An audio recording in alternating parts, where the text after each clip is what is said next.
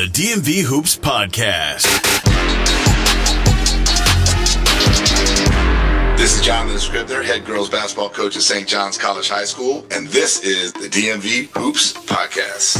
Welcome to the DMV Hoops Podcast. As always, I'm Kurt Cross. We are live from DMV Live right here at DeMatha Catholic High School on the campus of DeMatha, Hyattsville, Maryland. This is Division I and II weekend. We've got coaches in the building. We've got players in the building. And, of course, we're bringing you players and coaches. If you are listening to us, you're hearing us on Amazon, iHeartRadio, Apple Podcasts, Amazon Music, wherever you get your podcast content. And, of course, on social media, we are at DMV Hoops Podcast. Right now, we're going to end the day with one of our coaches. He just came off the court with a 17-point win from PVI. That's Paul VI, Mr. Joe Hugley. Thank you for joining us, Coach. How you doing, buddy? All right, if we can get you to move a little bit closer, please. Yep, all right. You got me? Yeah, I got you now. Okay, perfect. We've got a 17-point win. You just got off the court. I think, as we all know, summer play is not about necessarily the margin of victory or what have you. Yep. We're in a live period. We want to showcase these young men. Mm-hmm. What does the live period mean to you? We want to just beat PVI, during this time, play our game. Last year around this time we didn't have a good showing last year, and we still kind of remember that. And we want to come out here, build our fundamentals as a team. We're a team that likes to run, we like to rebound, and push the ball on makes or misses. And we want to, guard and be gritty defensively. And so these is kind of like the fundamentals that we're trying to build during this summer period. And we're playing now. This is our second week and a half playing, and I think that's kind of been our focus this time. Awesome. When you coach Summer League and the live period, what does that look like compared to the WCAC during regular season? You got to let these guys play. There's a lot of guys working on. I tell these guys all the time that on the end of the season all the way up to December is about you. Mm-hmm. And from December all the way until when the WCAC championship is over, it's about us. So right now during the summer, we let these guys play through a little more mistakes. A lot of these guys still developing. We're talking about 14 to 18-year-old, kids. Yeah. I'm coming from the college ranks, and they're still getting better at that level. And so, we got to let them play through some mistakes and let these guys develop and do things they're not used to doing in the game and live play. It's not all about the wins and losses. It's about these guys developing into the guys that we want them to develop in. And so I think that's probably the different kind of mindset a little bit than the regular season. And I told them when we get back, Coach Furlong, he talks about when we get back in December, it's about us. And I think, that step back jumper that you said you can make, we give you all something to look like you can see if you make it. Right. And, now we're going to take our shots. And I think that's really important.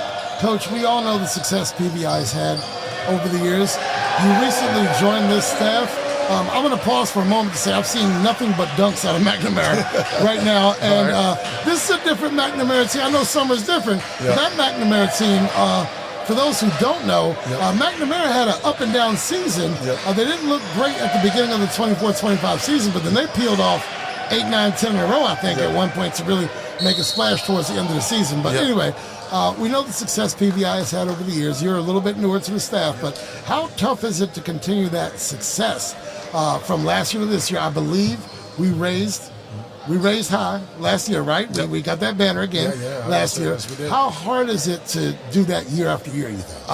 Every year it takes on its new challenges. If you hold that burden of every year, then you're never going to be able to get out the way. We got to take every year as its own year itself and build with the team that you have. Just because you have guys coming back doesn't mean that they're expected to know everything that we're doing. Again, you got to start the year off like it's a whole new year. Like last year's last year. We had a coach that said you can't live in last year's closet. You cannot.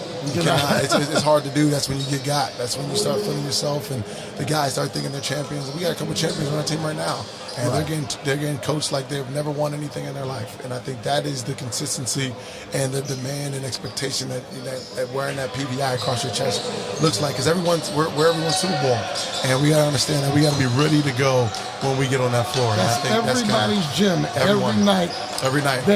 They circle you, right? They're coming for you. There's no doubt. But our guys love it. They don't back down from it. They accept it. They know these guys. They play with them on the circuit. They have a great relationship with these guys. It's not like this is the first time anyone has seen them play. And then they have that competitive spirit to continue what we've been building over here for the last how long Coach Farello's been here. So We're excited to start this journey over again, and we have a lot of great young guys that have a lot of room for development, and we're excited to see kind of how they, how to develop over the summer and going into the year. You mentioned Coach Ferrello. Yep. I think it's important to say Yep. that I've known Glenn for a number of years. I call games in the WCAC. I call them for St. John's. So I've seen you in our gym, I'm sure, from time to time, and I call some other leagues as well.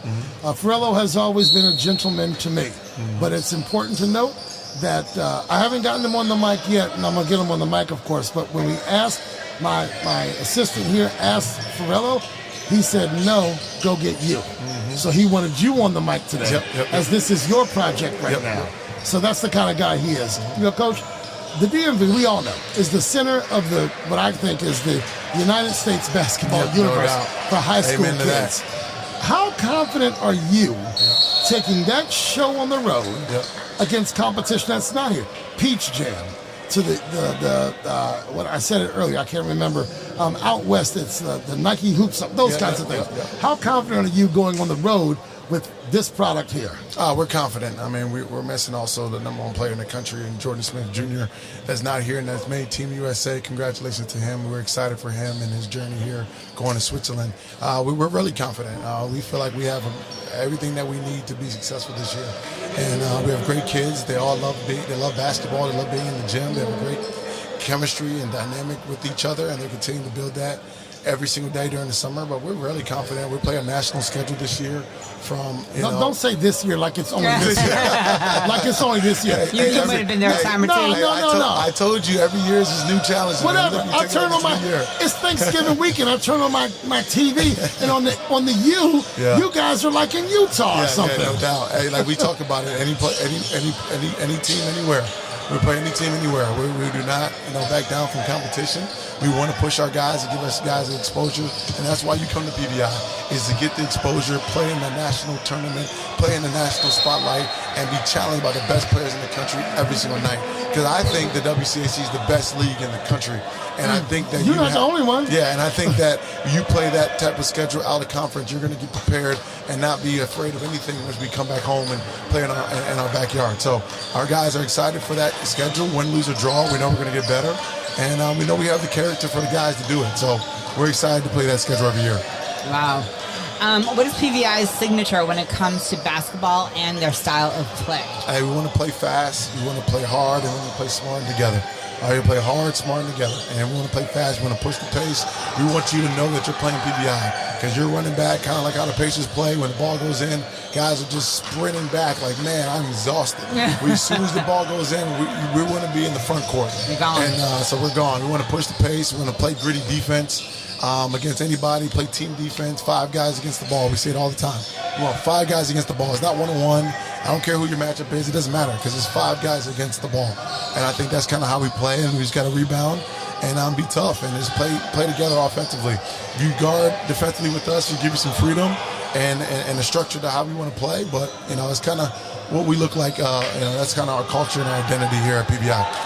Coach, you say in your opinion the WCAC is the best basketball conference in the country. I agree, yep. I think there's a team in Texas that came here last year, and they found that out. What team? They were the number 1 team in the country. Yeah, it was like a. They found out twice. Yeah, I know exactly what you're talking about. They found out twice in one weekend. Yep. I mention that only to say that St. John's College High School was competitive. Yep. They were in the, they were bouncing around 3 or 4 in the WCAC last year. They're really good this year. Really well coached. They didn't win the title, and that's okay because only one team 100%. Wins their last game in the WCAC every year. But St. John's came out here, and they beat that team that's the number 1 team in the country, which lets you know on any night, any of our WCAC teams can do what they do. Again, McNamara lost a bunch of games, and then they won 8-9 in a row. Yep, 100%. PVI has a tough matchup against a DeMatha or a Gonzaga, but wins the title. No doubt.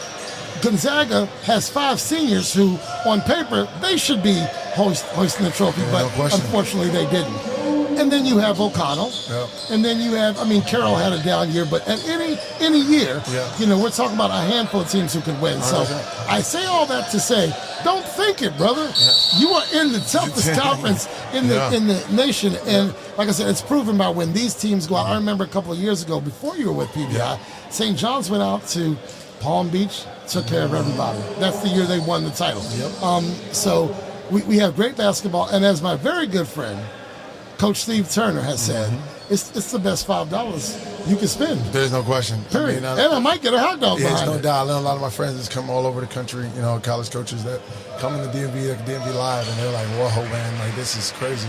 Everywhere you look, there's a player out there that can probably play at the highest level. And you may not have heard of them. It kind of like bundles in with everyone else, but then you put them isolated somewhere else in a different tournament that's not in the state of in the DMV, they're like the best player. It's and crazy. Wait, like this guy's not even ranked in the area. No, like it's just it's an empty. So saturated. The pockets are so deep in the players that we have here. The bag is just endless of great talent and great coaches that get the guys ready for the next level and prepared. When I was a Division I assistant, you try to get one player out of DMV every year because they know how to play. They know how to play, and so they play hard. They're well coached, and they played against other good players, and I think that's very, very important.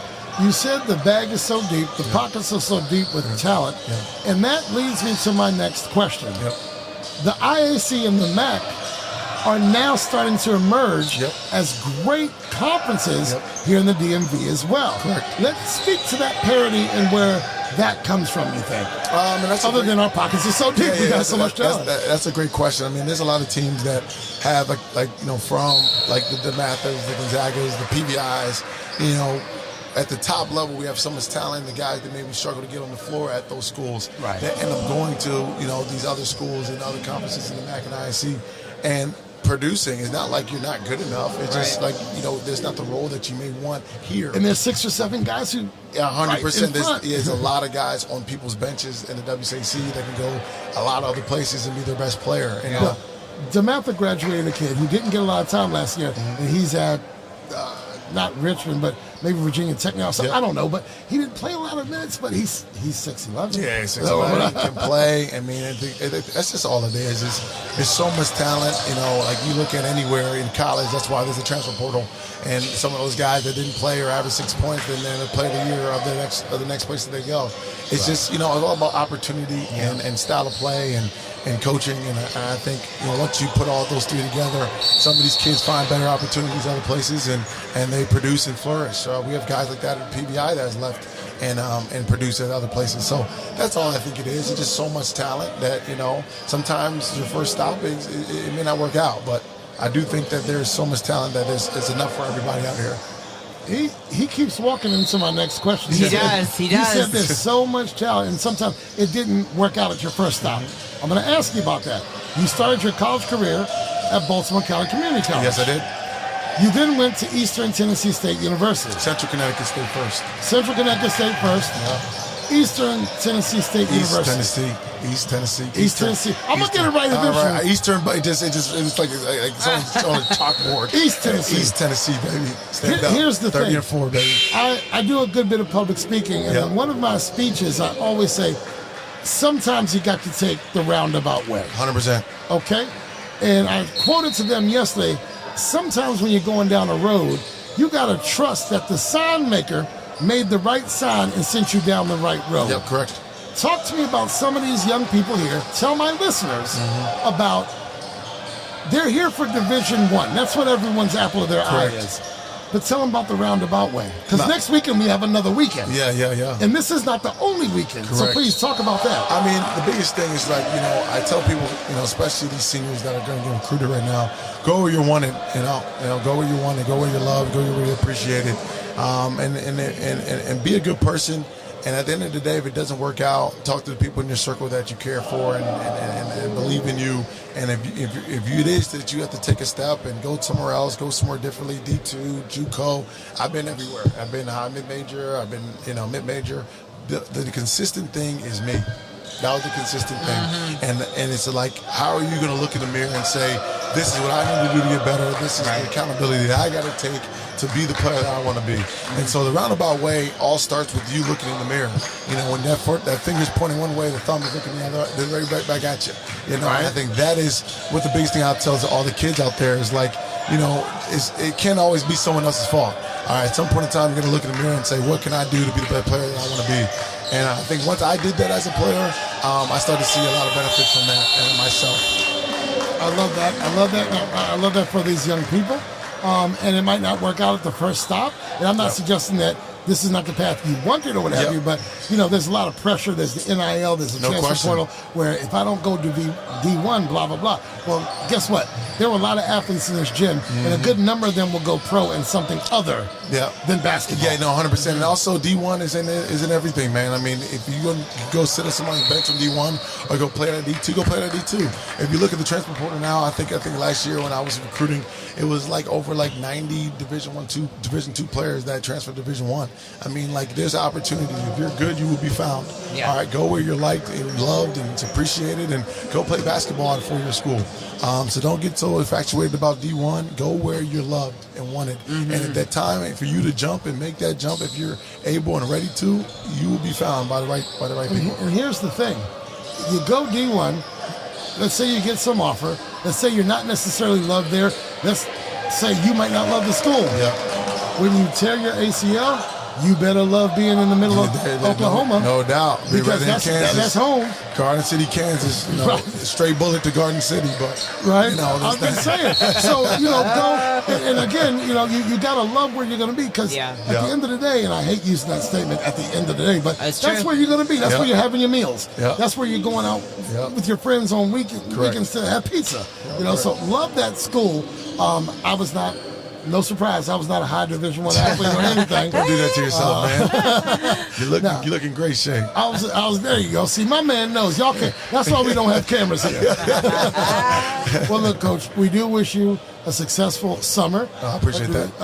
A bunch of live periods and team camps or whatever it is that you do.